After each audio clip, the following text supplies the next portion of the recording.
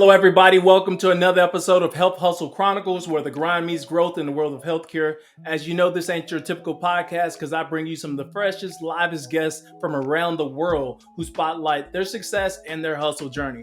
Today, we got a very special guest who goes by the name of Herron Mitchell. A little bit about Herron. Herron is the Chief Operation Officer for Foremost Family Health Centers. He comes to the organization from Parkland Health, where he served as a community-oriented primary care director of practice operations, also known as the COPC, from the southern region of Population Health. Herron began his career in the automobile manufacturing at General Motors and was offered his first position in healthcare at Bald Ridge Award-winning Hospital, Heartland Health in St. Joseph, Missouri. There, he worked as a Six Sigma Black Belt in the Performance Improvement Department of Quality, Safety, and Risk. He was then recruited to Parkland Health as a project manager and subsequently the Director of Operational Excellence. Herron is a native of St. Louis, Missouri, where he and his wife, Tamika Mitchell, were born. They began their relationship and completed their undergraduate degrees at the University of Missouri, Kansas City. Kansas City, as you well know, has the best barbecue in the nation. He said facts. And the two-time winning Super Bowl champions, the Kansas City Chiefs. They have 3 children who were born in 3 different states during the family's 8 relocations to include Missouri, Michigan, as well as Indiana. Their 2 daughters go to HBCUs, Grambling and Harvard respectively, and are currently in graduate and undergraduate schools. The last but not least child is currently a sophomore in high school. He will begin driving in a month. That is also a warning for everybody else that's out there is going to be on the roads with him. Herron is a bourbon and cigar enthusiast who loves sports, science fiction, spaghetti westerns, and first-person video games. So let's put our hands together. Let's welcome Herron Mitchell to the show. Welcome, man. Welcome to the show. Good to see you. Hey, Pat, how you doing? Good. What's that? I'm glad you invited me. Thanks. Man, I'm happy to have you. Listen, it's not every day we can get a very own Chief Operations Officer from a health system on the podcast. So when the opportunity presents itself, I definitely wanted to take full advantage of it, man. So welcome to the show. Thank you. So let's kick things off, man. Let's allow the world to know who you are. I mean, I know a little bit about your bio, and it kind of goes into a little bit of this personal and some professional. But before we get, to your professional background, personally, who are you, man? Tell us. Well, I'll tell you what. A lot of it you covered in the bio, which was great. But I'm just a person who has, at my soul, a need to help other individuals. Okay. I'm also a problem solver. So when you bring those two together, healthcare is a great field for me to be in as an administrator because you're helping people with the greatest need that need you. And there's a lot of problems that we have to solve within healthcare. I think that's an understatement, but yeah, go yes. ahead. So I'm a fun-loving guy. I tell my staff all the time, I'm probably the laziest person they work with. And let me just try. It's a running joke. Okay. You want a person to be in charge of your performance improvement. They do not want to repeat things over and over. So I use that as kind of a joke to say, I have an innate in me to not do things over and over again, to not be inefficient. So I'm looking for always inefficiencies because I want things to run as smoothly as possible. Listen, I like that then. I mean, snap, I got to be a lazy leader as well because, laziness and performance improvement. That is awesome. Listen, just reading your bio, I mean, getting you in that journey, we're talking about all these different states. We're talking about raising kids. We're talking about, started and then transition to a large health system in St. Louis and then navigating to Parkland. And then here you are at Foremost. Man, that hustler's journey is real, man. It's like that Star Wars force is fierce. So tell me about this journey and your hustler's journey, because that's what people like to talk about. We want to get inspired by how you got to where you are today. So give us some insight on that, man. So, I took the traditional path to get here. No. And kind of my has not been traditional. I actually got my degree in biology because I thought I was actually going to go into healthcare probably as a provider or physician. Okay. But I ended up going into manufacturing. So that was the first thing where my parents were like, okay, we'll support you on whatever you try to do. Well, the thing about it is I always run toward where there's problems and there's issues. So in this non-traditional path, when I started in manufacturing, that's where I started. I started building databases at General Motors in the maintenance department. And there they had an issue with trying to classify all their supplies and all their tools. So I helped them out with that, which was a great problem to solve. And then GM kind of kept me on because they were like, this guy has a little bit of something. Right. But at the same time, as I'm going through those office positions, there's always a hunger to do more, to be where the fire is at, to really problem is at. Okay. So I said, hey, what do I need to do to advance? I want to go to where the action is at. And they said, we're going to send you to the plant. And the first plant I went to was Detroit Hamtramck, and that was an eye-opener. Every day, every minute was like, it was fast paced, and you had to make sure the line was up. And I had some great mentors and advocates out of that. And, it's like the Brer Rabbit, which I also joke around about. And it's one of my favorite stories about Brer. And I would, viewers to go look it up. But essentially, this rabbit talked these two wolves from eating him by saying, put me in this place where nobody wanted to go. So they thought that putting him there was worse than eating him. Right. But that's where he wanted to be. So that's kind of where I ended up being in the plant, where people at the office were like, "Oh, don't go there. You have a horrible time." I ended up loving it, ended up excelling, picked up a lot of transferable skills that now that I went to healthcare, one of which got me the job, which was an understanding of Lean and Six Sigma.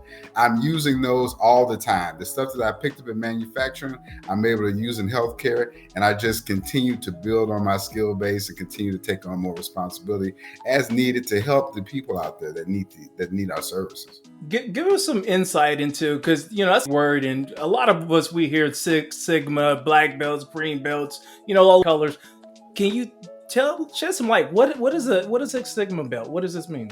So Six Sigma black belt it's a methodology that was actually developed by Motorola, and it's really built on data and built on statistical control. So you're looking at a process, and what you're trying to do is reduce variability. And that's really what Sigma means. Sigma is the Greek symbol for deviation that we use in math. It's like the standard deviation. So it's a sigma. So you're trying to get to the Six Sigma level, which is actually a number. And it's like, if you take it, it's like 34 problems per million opportunities, which is a number. You never can get to zero, because if you think about a standard curve, it comes close to the x-axis, but never touches it or crosses it. Okay. So at 6 standard where you'll see a lot of industries, like the airline industries, in terms of crashes, that is a Six Sigma level industry. They do a lot of things to prevent those things from happening. So healthcare was really looking for, hey, if we apply some of these things, maybe we can reduce our error rate. So where do you go to get people like that? Well, you go to manufacturing, because they're using that not just as a project. We're using it as part of our business, because we're looking for decreased tolerances and things like seatbelt safety and things like gaps you see in doors to make the cars safer, to make them look better. So it's a methodology based on a statistical analysis to reduce variation. On top of that, you have Lean. Now, Lean comes from Toyota. Now, General Motors would not call it Lean at the time. It was Global Manufacturing System. But Lean is really the concept where you're looking for reducing waste in a process to make it more efficient and make it more valuable for the customer, so that when you're spending money, internal money, it's spending at value for the customer. And a lot of that means that we have to listen to the voice of the customer. Because a lot of times when we go into talk about these, even in healthcare, what's best for the patient, what's best for the customer, we never really ask the customer. So Lean is a way of thinking that it came from Japan, and they developed because they needed to understand what the customer really wanted. And so once you start understanding what the customer and the patient really want, you start to really tailor your processes for patient satisfaction, for customer satisfaction, and really it helps you as an organization, because you're only spending money on those things that are important to the customer, which is valuable to you as a service provider. So you already had this certification before you entered healthcare, is what I'm understanding? I did. I got it from the Society of Manufacturing Engineers, a Lean certification. And then I also was a certified Six Sigma black belt from the American Society for Quality. That sounds like you're just good at jujitsu and karate and everything. That's what it sounds like, man. That's what I'm picking up on. I'm not good at jujitsu at all. Okay, so you ended up getting this certification. You was working at General Motors. You wanted to be in the darkest place in the factory so you Yeah. could pick up and learn some of the toughest skills. And it sounds like you did that. So then what? Now what? So then General Motors kind of went through a downturn through the economic crisis that we had. And so they were asking people, hey, do you want to take a contract? And I said, I really look at something different. So I went and I actually taught high school for a year. And so in this, my family, we always move around because we actually, go to this opportunity. So Right. I taught high school for a year, but I ended up, it was in Texas, and I ended up having to go back to Missouri. So looking for a job, that's where I got into healthcare. And as a Six Sigma black belt, I started working on a lot of these projects. And what really interested me was population health. Population health and preventative medicine to me is where it's at. And because you really want to have a kind of your hospital network, because you don't want people to always go to the emergency room or have to go into the hospital for a high acuity visit. You want to make people healthier so they don't have to do that. And if you think about that as a health system, that's where the lower cost is. If I can reach you before you are uncontrolled diabetic, where you have to go in for surgery to take off a limb or something, if I can impact you where you're at your house, the way you eat, the way that you exercise, the way that you take care of yourself, you don't have to go into the hospital. And this directly impacts everybody. It lowers the cost of healthcare. The insurance companies have to pay a lot of premiums out, and it makes people healthier. It's the way to do it. So preventative medicine has always been the thing that's really interests me. But, the money goes to, of course, high acuity care because it is costly. But that preventative belt around the healthcare system is actually where we need to be to solve problems, to keep people out of the hospital. So I got interested in population health, even as a Six Sigma black belt working at Heartland Health. I helped them bring on their Affordable Act primary care kind of model where they had a patient-centered medical home. And so building that process really got me more entrenched in that, so that when I got to Parkland and I was working in the hospital doing a lot of hospital projects, but still internally in me, that fire was for ambulatory services. So I had some advocates that said, hey, I went up to them, I said, I would love to run one of your clinics. I would love to be out there because that's where, grounds I think we need to be. And I had some people that believed in me, and they gave me a shot at running clinics. And then from there, it was like wildfire. It was like gas on wildfire, because I'm still, my heart still beats when I talk about population health and preventative medicine, especially in the zip codes that need it the most, where you're seeing people with food insecurities, where you're seeing people with, maybe levels, high unemployment, homelessness. That's where we need to be, and that's where I thrive. Wow, that's impressive, man. It sounds like, just listening to you talk, you exemplify, I guess, the terminology of a servant leader. Like you want to give back, you want to help others, and you want to put yourself where other people don't want to be so you can make the biggest impact. Is that what I'm picking up on? Yes, I would. I use it as a model, being a servant leader, not only for the community, but also for my staff. I like the concept of, if you walk in a room and you see me and my staff talking, you don't know who's the leader, because they have a high competency. They can talk with me. I bounce ideas off them. I'm being a directive. I hear a lot of things from what they say, because as a leader, I feel you need to listen to your front line, because they know where a lot of the problems are and they're ready to bring those to you. So I'm willing to try new things with them. And so from that aspect, I'm a servant leader. And also in the community, I want to, been for the patients, because these people, they are living in a condition where, they make sacrifices. Even to come to the doctor, they have to make sacrifices. So when they come, I want to make sure that I'm providing them with world-class care. And that is making sure that the visit is efficient and effective, making sure that I'm supporting my caregivers, the doctors and the nurses that have to see these patients, and making sure that they feel wanted as a patient-centered medical home, is that it's patient-centered. Everything from the time you make a schedule to the time you leave out the door, everything should be patient-centered. So in that aspect, I think being a servant leader is the best model out there. I love that passion and focus that you speak when you talk about the patient-centered care. I mean, me from the outside looking in, I can only imagine, that you're making in these facilities that you've been leading. Speaking of that, before you became a chief operating officer, you spoke on that you was with Parkland. Help me understand what that was like, because you were there during the pandemic. What were you doing? And it's like, how did that impact, how you're a COO today? So, very good question, Patrick, because it did. The pandemic changed all of us. That was one of those things that caused disruptive change. Right. In the healthcare industry in general, you have to look at how you're dealing with staffing. You have to look at how are you dealing with how are you delivering care, because a lot of it couldn't be face to face.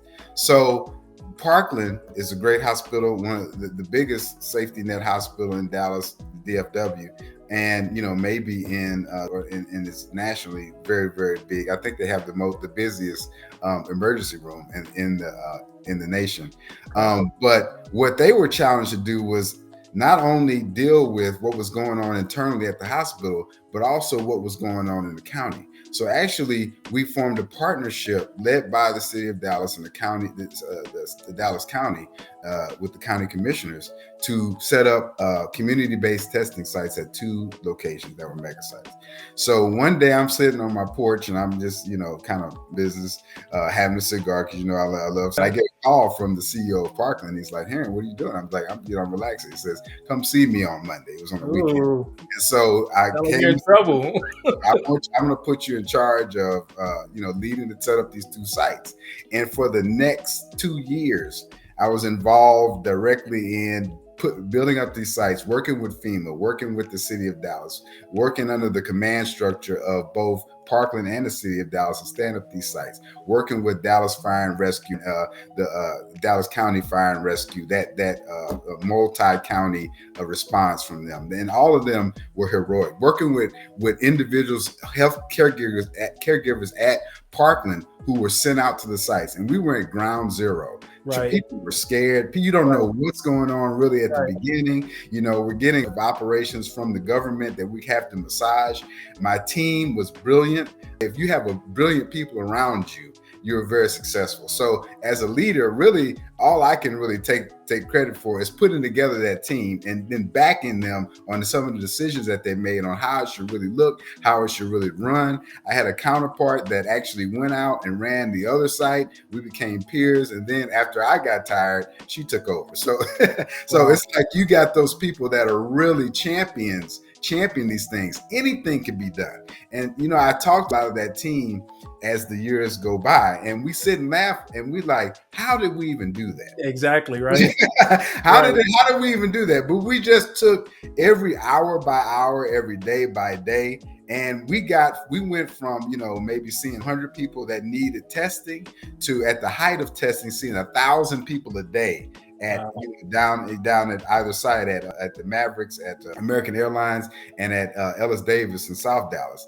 Then I kind of they switched to, when my counterpart took over, I took a back seat and they switched to vaccination. I still hung around to help, but it just it was like a family environment, and we fought and we had different ideas. But when we came out the gate, we were together and we just made that happen. And we saw 1,000 people. At one point, we broke a record at American Airlines. Then they broke it at Ellis. And so we just, that really rewarding experience. So that really, even though I had that fire to help the community, being there at ground zero and seeing the people roll up and go through that, and they being scared, but you've been able to provide them with some type of, a comfort. They had COVID, or they didn't, so they can talk to their doctor about the next course of action, was really something that kind of catalyzed me. Like, I can do more.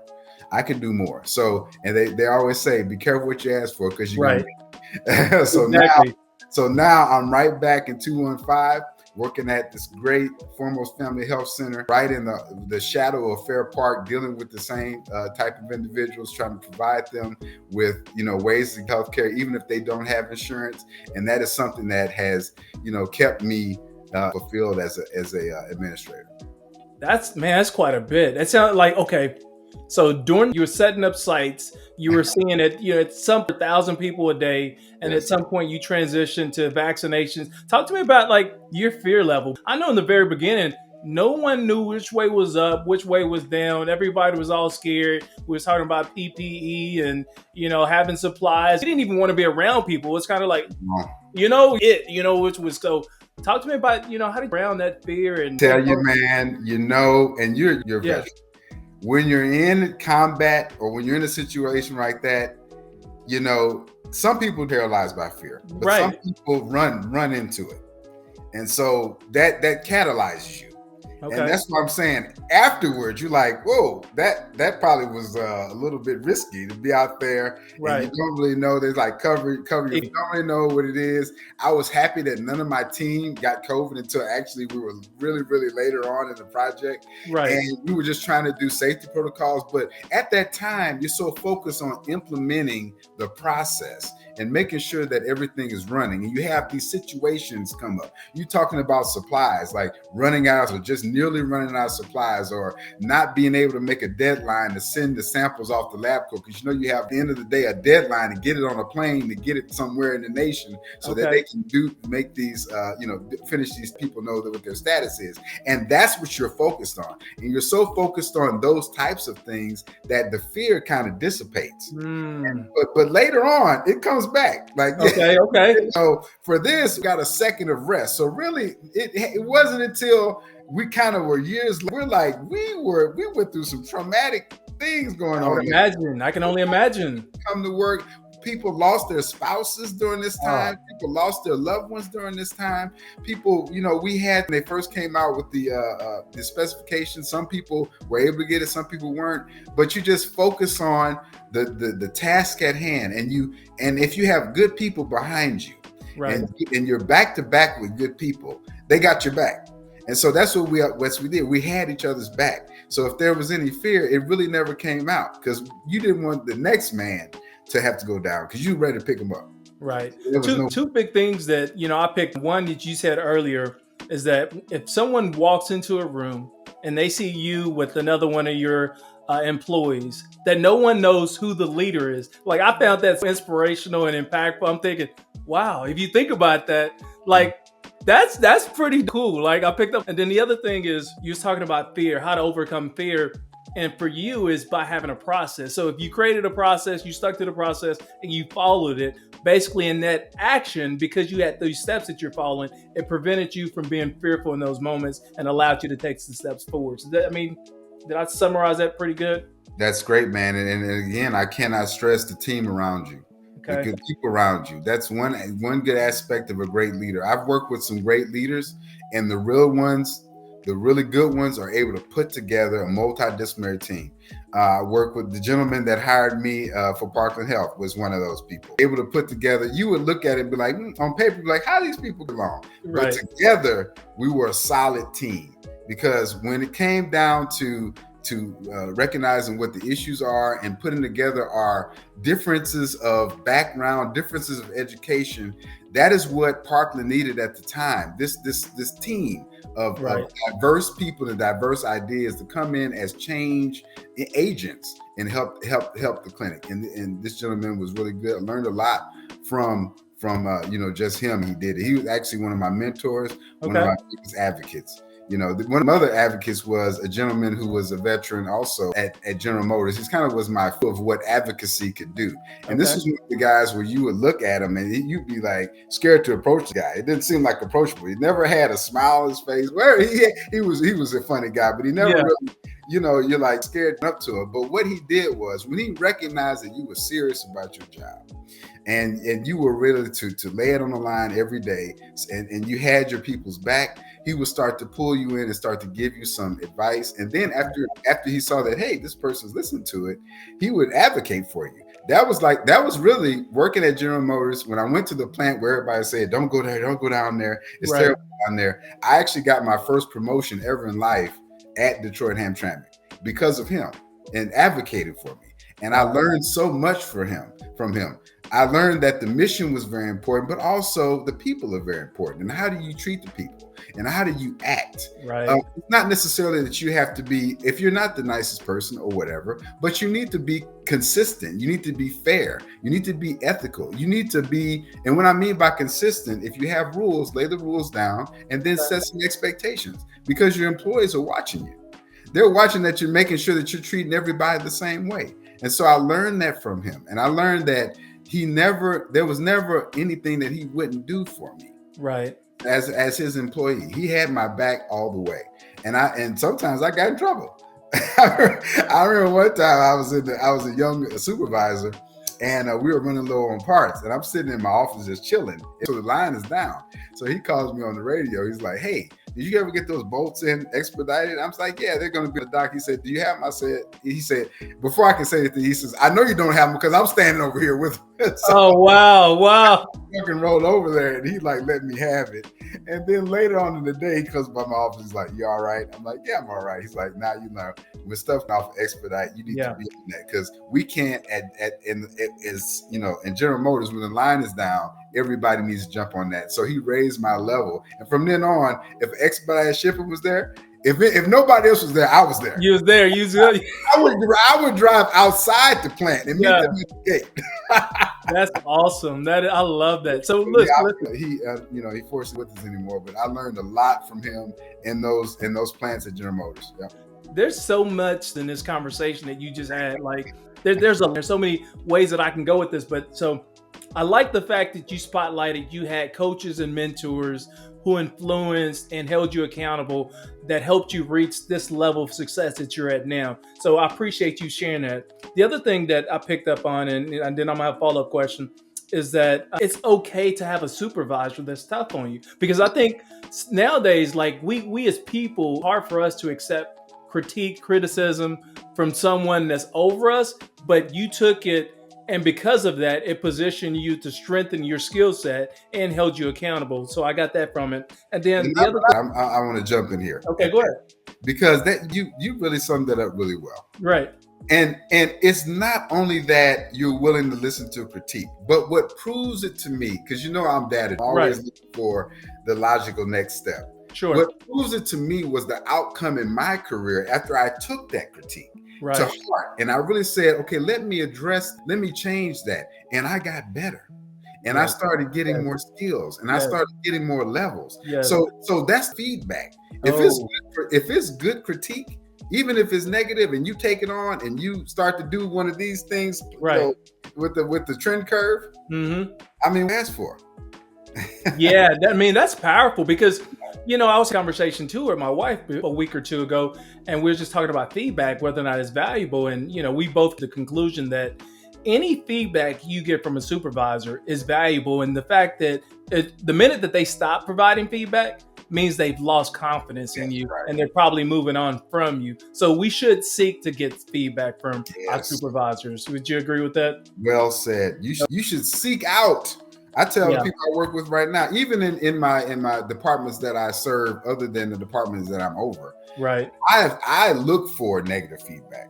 That's and awesome. In high reliability organizations, which is another theory of improvement in culture, and you look for error.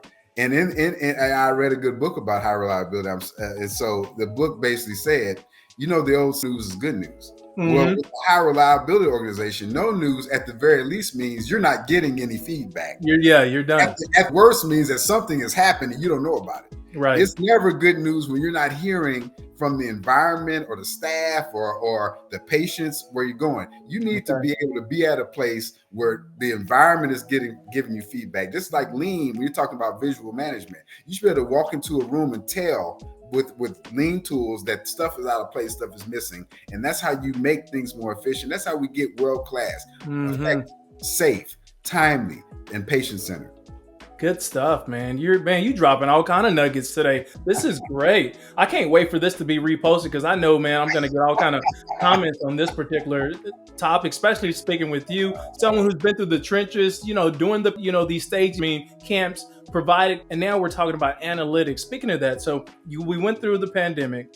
How do you think the health system has changed since the pandemic to where we are now? And that can be from a leadership standpoint, from a technology standpoint. Just give me insight. What's your thought on that? Wow. Like I said, that was a disruptive innovator. The pandemic forced us to do a lot of things. So first of all, virtual care has got hot. Okay. You have to always go to face-to-face with a provider. And that's opened up many, many other paths. So let's take that to a level where maybe you're in a rural area. So now, instead of having a doctor and an office and you got to go to an office that maybe it'll take you an hour or 2 hours to get to, I can put a doc in a box, what they call it, for lack of a better term, with maybe one support staff and a television. You go in there, the nurse in there, the CMA takes your blood pressure, and then the doc gives you a telehealth visit. The doc can be anywhere in the world. Oh, Anywhere in the nation, anywhere in the world. But you can put these things relatively low expensive because all you have is really the overhead for the site itself and the support staff. But the higher valuable asset that's more expensive, you can have this person sitting in for, if let's say if I had 6 locations in Texas, I can have them in Oklahoma, one person over 6 of those locations, and they're just sitting there and they're just doing their work. They're going to each of the clinics, but they don't have to go there. that's Also, awesome. you can have specialists talk to your primary care network. So let's say that there's some things that your primary care doctor says you need to see a gastroenterologist, or maybe they need some help controlling your cholesterol. You get with a specialist. Specialist talks directly virtually with your primary care provider to get them to the top of their licensure in terms of controlling your chronic disease. You don't necessarily have to go see the specialist, but then they can see a lot of other places. This was a model that I studied in when I was doing my master's, and actually, I don't want to say it started in India, but the model that I saw was from India, where they had this kind of system of you had a spoke and wheels. You had, in the center, you had a specialist or your high valuable income, your high net provider in the middle, and then you had spokes to the individual nodes where you can have the patient sitting anywhere. And so now that's what COVID did. COVID actually made that where it was very valuable to do things. So what did the government do?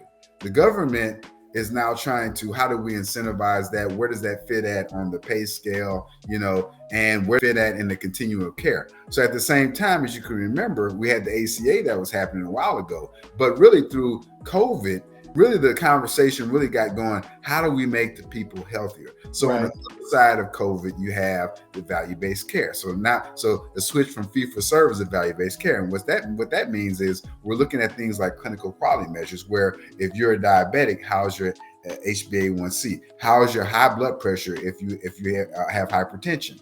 Are we making you better? Or are you just taking these cycles where you come to the clinic and you go to the next doctor's visit, the next doctor's visit, and you're not getting any better? So they're not incentivizing that for us anymore. They're moving away from that, which is a great model. Sure. We should be incentivizing places for making people better. And that goes to where we're talking about population health and preventative health care. So now the insurance companies moving. So COVID did that. COVID kind of switched where should we be really incentivizing these things so that we're dealing with population health. Also, how are we building clinics? Okay, talk to me. From the old style of just throw some exam rooms in a a brick and you're okay. No, not now. Your clinic needs to be flexible. You need to be able to maybe you have 10 exam rooms or 20 exam rooms in your clinic. You need to be able to flex up. During the pandemic, you meant to flex up some of those offices where you have your office staff. You need to be able to make those exam rooms. You need to have a side entrance so people can come in and decontaminate. You have to have an entrance for where people can access a drive-through, because sometimes in these pandemics, you can't, people can't come to the clinic because you're communicable. You make it sick. So these clinics, we have to build them that way now. We have to build them so they can flex to these different things. And we know there's going to be some type of other event that's going to come and tax our society. But now we know, since having the COVID, we know that these are some of the things that we need to do. These are some of the things that we need to have on hand. We need to have maybe some hazmat suits. And the hospitals are really good at this already. They're already prepared for a lot of mass casualty disasters. But the ambulatory setting maybe was really not. Do we have negative pressure rooms built in? Do we have isolation rooms, real isolation rooms that actually are, will prevent people from coming into harm's way? How are we going to protect our staff? Yeah. And all these things are just 3 things that come to my mind. But government regulation, how we spend our money on our clinics, COVID put it right in our face. Staffing, the fact that we're headed toward a cliff where we're not going to have enough RNs, we're not going to have enough MDs. And how do you deal with that staffing model where you have a lot of travelers, where it gets very expensive? Right. Kind of like bidding against staff. Yep. So, and in Texas, they really have stepped forward in Texas because they are actually addressing the number of seats that are available for nursing students. It's very hard to get into school because there are not enough seats. But like when nurse, which is the reason why I like healthcare. But when she went up, they had these academies you go to, where there seemed to be more and more of those. So it's and the government was putting resources toward those to make sure that we had a stable nurse, environment, a number of nurses that can come in behind the ones that are retiring. So we have a lot of things to do. Healthcare is, really, I say that it was God's work, and it is. It is about people to the nth degree. People in healthcare, normally at the very core of them, is about how we care about the human race. But we have all these things coming, and as a problem solver, I can get excited about that. It doesn't scare me. It means I got a lot of work to do. Listening to you talk and just your passion and the insight, dude, it's phenomenal. It really, really is. From the outside looking in, I mean, I love you talk about not only your experience, but kind of where the health industry is going and how technology is playing a fruitful role in the development and the care. Like, it was just you explaining about how to set up a hospital and having these side entrances for contaminated people and people that need wheelchair access and all this good. Dude, that's some really deep things, man, to be thinking about. So, and the fact that, I guess you talked about your Six Sigma background and how that has played a role in shaping how these these set up, but how we're thinking about these new facilities as they come on board as well. My manufacturer, actually, that's cool you brought that up, because my manufacturing background helped me with the community-based testing sites, because really it was like a conveyor belt. Right. We had people come in, we had them come into different stations. It was just like building a car, man. And I was happy. Kind of fun to bring kind of skill set back in and look at throughput and productivity that way again. But those types of transferable skills, and I would tell people that are looking into going to healthcare, and you are in healthcare and you are a veteran and you in the military or you in some other environment, look at your transferable skills, because you'll be surprised at how much of that you can bring into medicine. I use stuff in manufacturing all the time when I look at my operations. It's all about being more efficient. We talk about doing time studies. That is the backbone of building automobiles in America, is how fast we can do it, how safe we can do it, and get the customer needs determined by what they're telling us, what they want in the product. And the product in this case is a healthy individual. When you're coming in, if you're waiting a long time, that's a problem for us. We need to get you as quickly in to see that doctor as possible and make sure that you have everything you need to be as healthy as you can. I'm glad you said that, because as a patient that walks into a medical facility, I'm like, dude, why am I waiting here 45 minutes to an hour?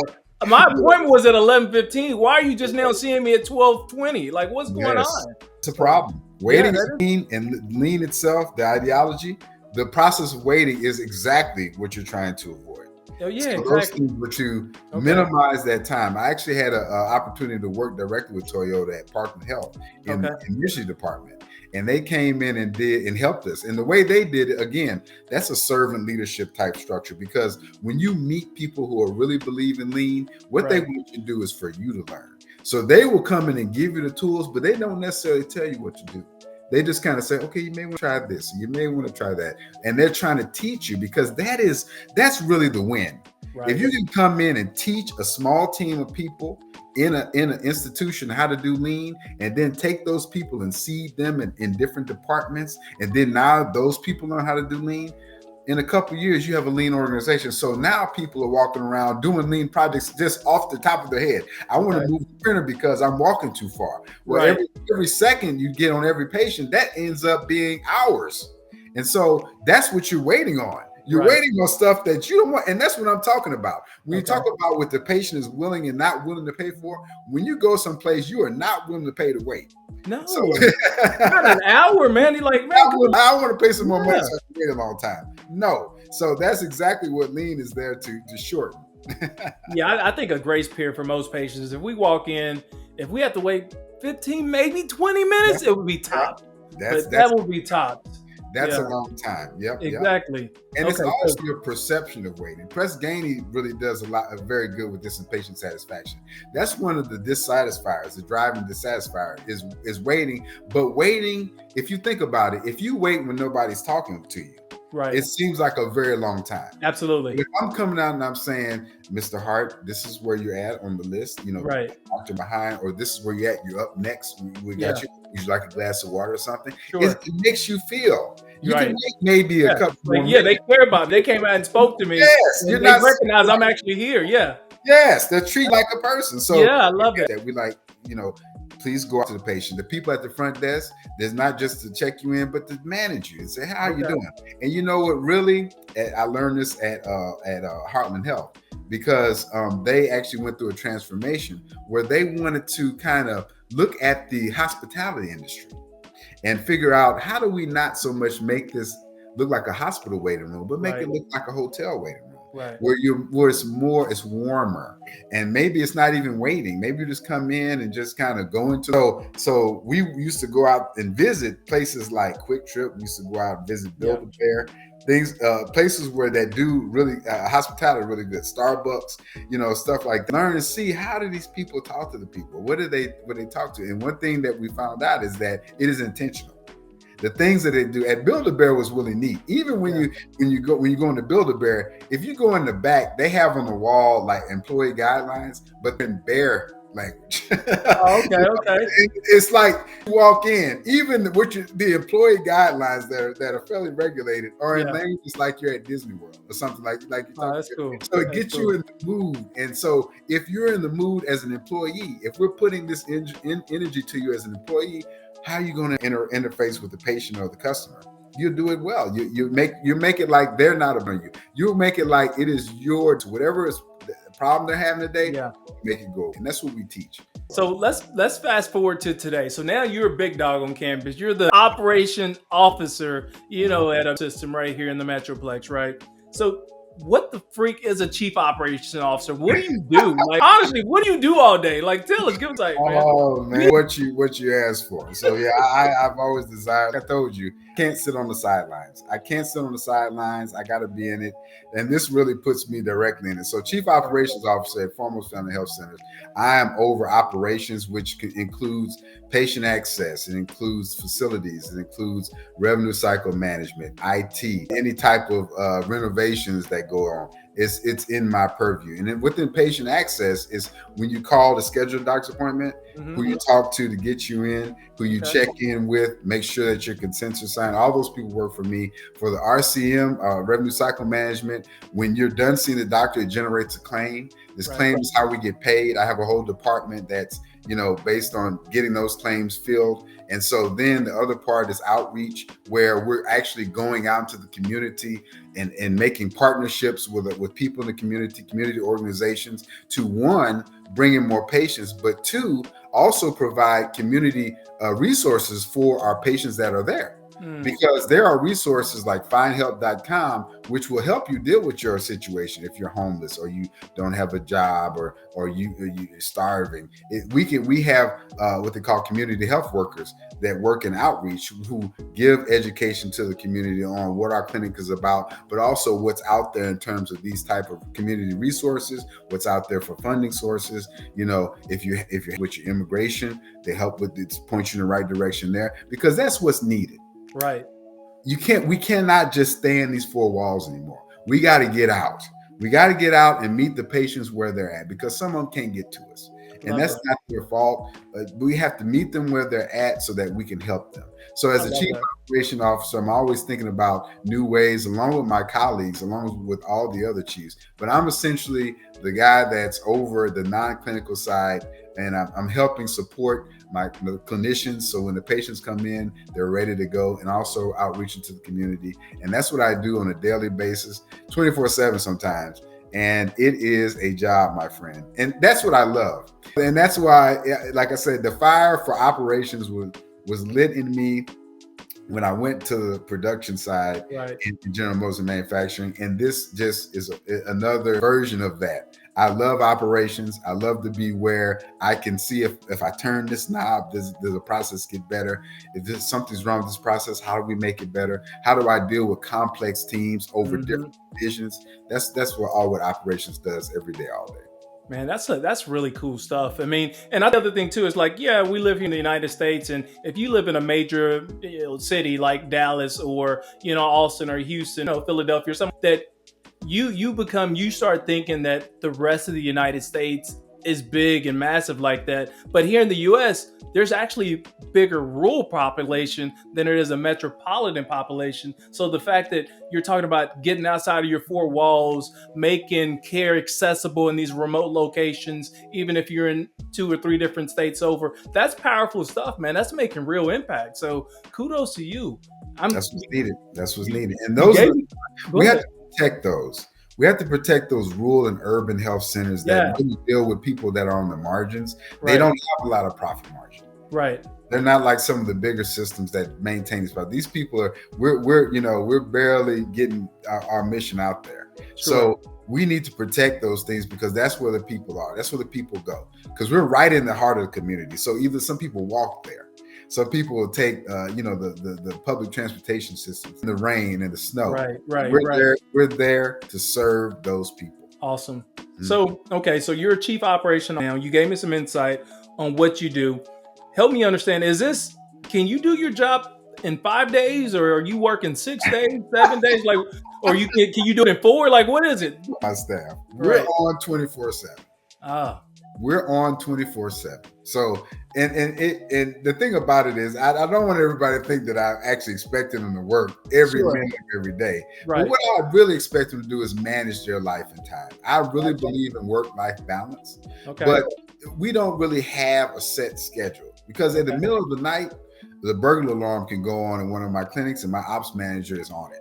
Okay. So he doesn't really clock in, clock out. But if he's working late at night, I don't expect to see him at the crack of dawn the next day. Okay. And that's okay. So really, it's about what are the needs of the operation. Got And you. so sometimes it is a 7-day job, but sometimes stuff is running well.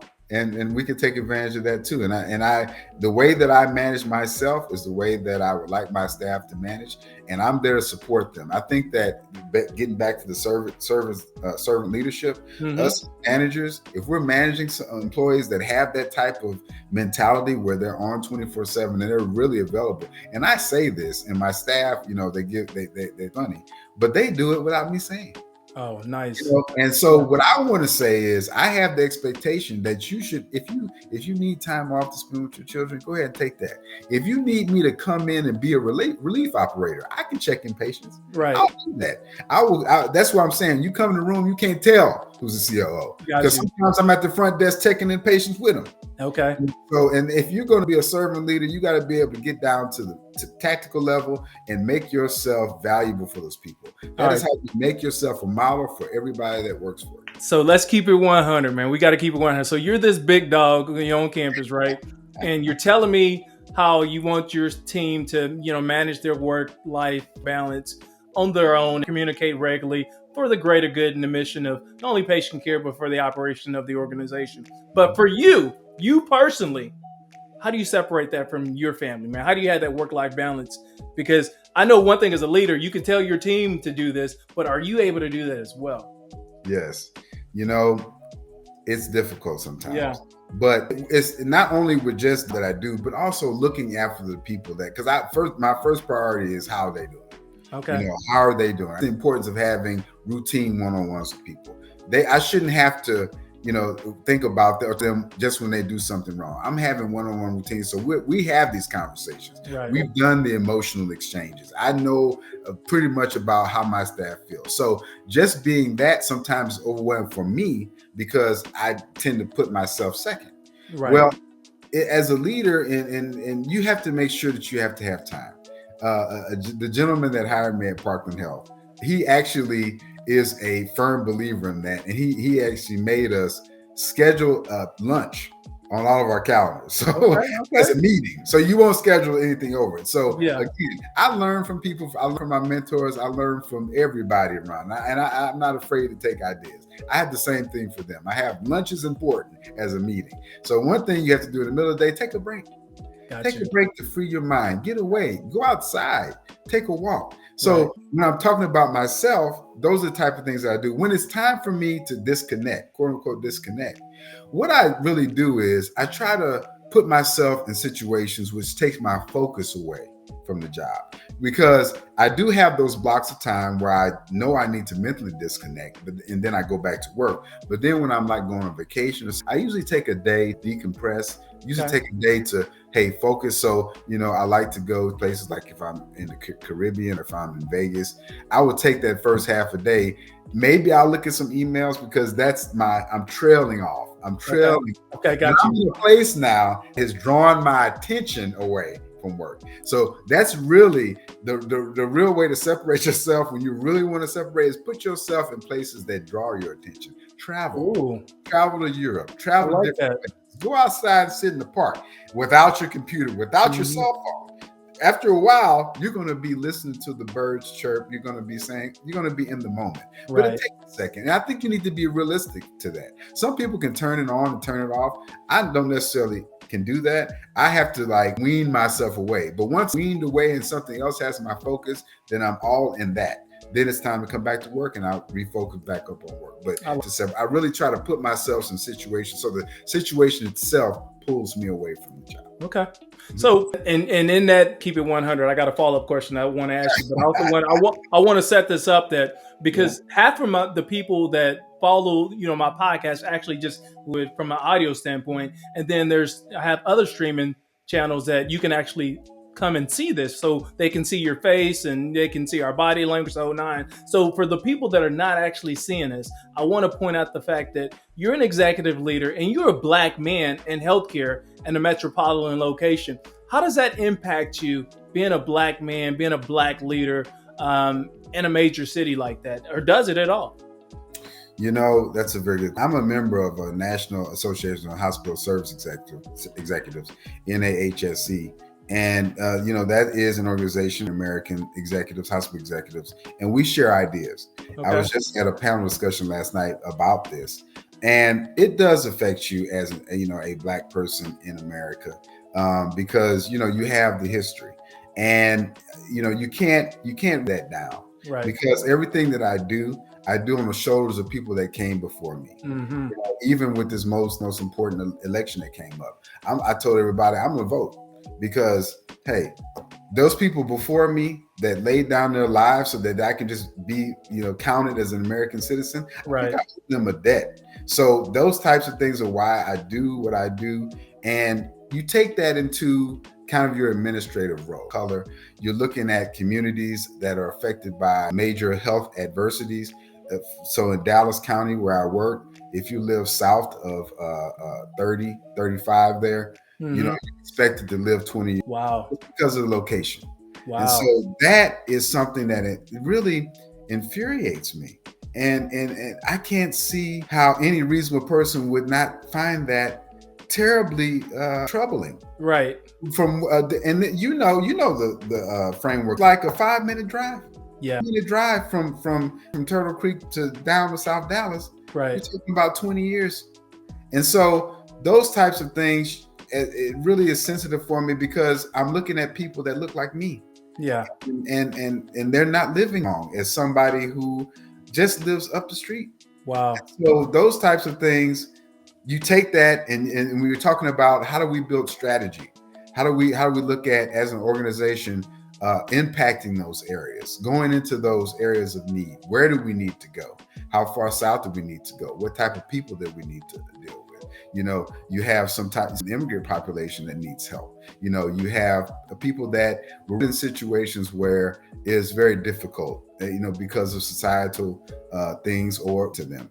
But as a person of color, seeing other people that look like me, I think it makes me more sensitive to what they're going through. Not to say that people that don't look like me aren't as sensitive, right? But that's just what I bring because of my history, and I know I have my parents looking at me, and I feel like they're saying, and my ancestors looking at me and say, "We're giving you all this knowledge, we're giving you all these skills. What are you going to do? Got you. What are you going to do? How are you going to work with your sisters and brothers to make sure that we're helping everybody? Because that is the goal of what we're trying to do. Help the next person. Just help one more. Every time is just one more. Just give me one more. So that's what I feel that being a Black man in this particular role brings, and that's kind of what drives me. All right, a quick question, and Just spit it out really quick. What do you think holds people back from accomplishing their goals? Fear. Fear. Fear. How to overcome it? Is it in the process that you talked about early on? Fear in what the unknown, of the unknown of what's out there, but also what levels they're willing to go as an individual or their capacity. What is my capacity? I'm here to tell you, you have endless capacity. Okay. You have endless capacity. Just believe in yourself. Take a step out. Some people are scared to say, okay, maybe they're at an organization where they're not, really feeling it, but to take that step out. They're even scared to just tell people that they're available. Yeah, that part. So, yeah, that part. Yeah. Yeah. Sometimes I did it. I took it out, and Right. I had to say, wasn't all the organizations I work at are fantastic, but there was just a time in me that I need to grow. And Sure. so put yourself out there. Don't be afraid. Invest in yourself. Okay. If you're at a place and you've been there for a long time, you're saying, man, I'm stuck. Invest in yourself. I was when I fellow for American College of Hospital Executives. That was investing in myself. That showed me that I had some knowledge that I had not known about healthcare. It rounded me more as a professional. It actually made me better for this job because I was at the other job that I was at, and I was like, how can I grow? Well, start getting more education. Start getting more skills, and you will lose that fear because you'll have a skill set. The unknown now becomes known. What's going on over there? Not essentially, if you research what is going on over there, you feel better about accessing that, and you feel more confident, and that'll come out in the interview, and you start to get those positions. So don't let yourself hold yourself back. You are the change that you need. You are.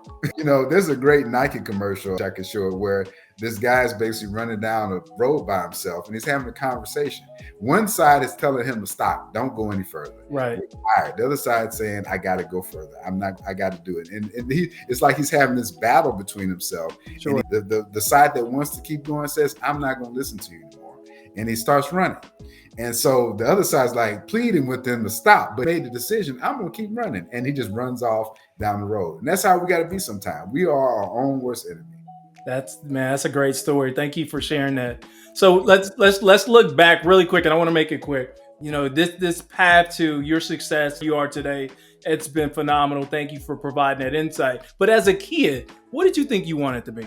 Oh man. Oh, you're taking it way back. Yeah. What did you want to be? Yeah. Oh, you know what? I'm gonna tell you. And I have to think, I think this is what it is. I want to be like an astronaut.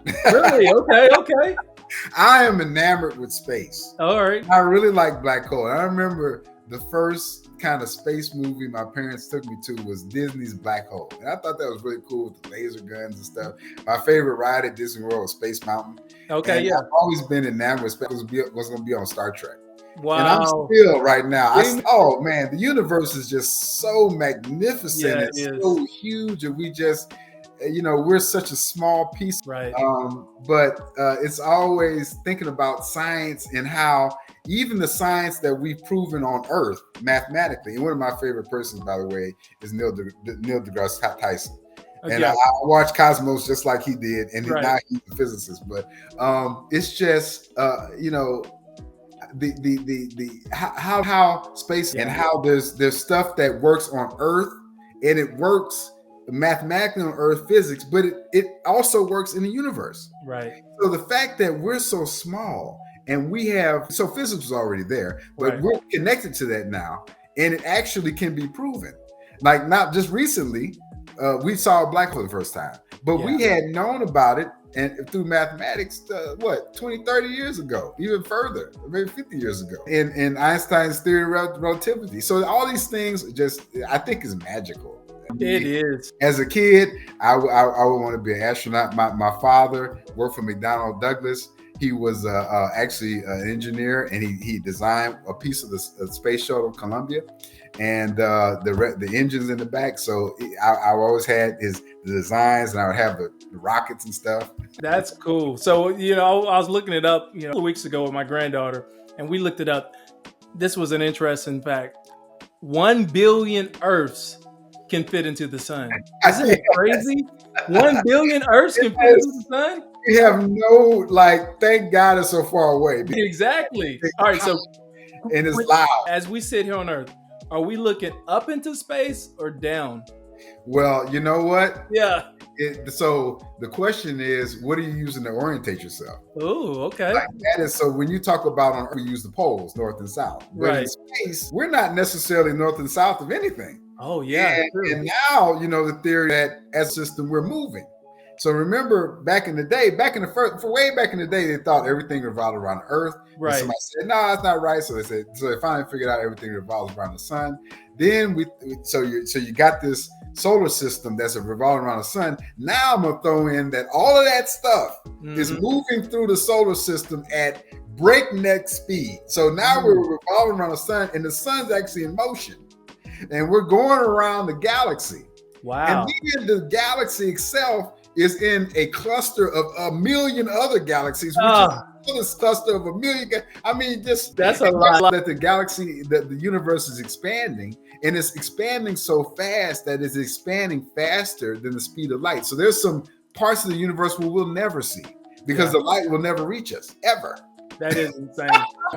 So as we begin to wrap this up, I definitely got, because I want to be respectful of your time, I definitely got a couple more questions. So bear with me really quick. So what you shared a little bit, about the impact that you make, but elaborate a little bit more. What impact are you trying to make, and what message are you trying to leave the world, man? So we can vibe with you.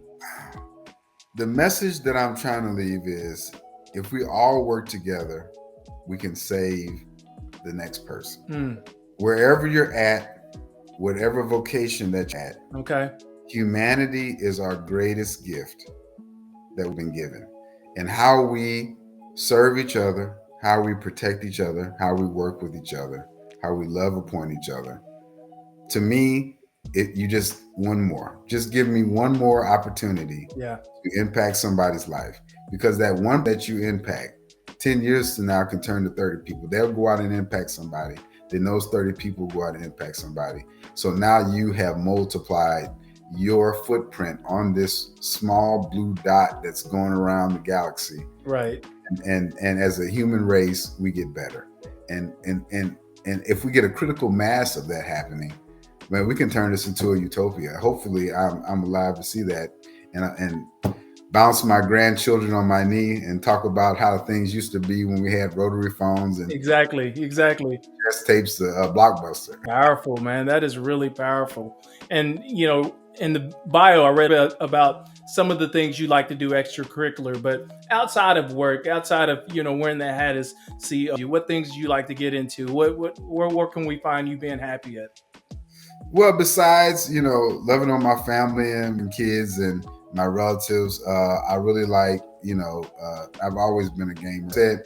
My dad was real instrumental in taking me to programming class at a very, very young age. I remember sitting when they first came out with the first computer, being like a kid in this group of older men, and we're sitting there watching somebody program, how do you change the color in BASIC? And that was the whole thing. We used to go at night, and I had this basic programming book. And I remember the first computer that we bought, it was an IBM XT. Okay. And it wasn't even in a store. You had to go to this contractor. They said, well, how you want it configured? And right. I was like, well, give me the IBM XT. He was like, give me the 1 megabyte hard drive. And we were like, well, we're never going to be able to fill that up. Exactly. We'll never, 1 megabyte, 1,000,000 bytes, we'll never be able to fill that up. And then you're carrying around these devices. Now, my phone has 50 gigabytes. Right, exactly, right? But so I've been into computers, video gaming for a long time. I do that. My son's a gamer, so we challenge each other. And it's generational now. So now I got to show him how we used to do it, back in the 80s. Right. So it kills me every time, but it's fun. And I like to watch movie. I'm in the theater. I like, my favorite play is Phantom of the Opera.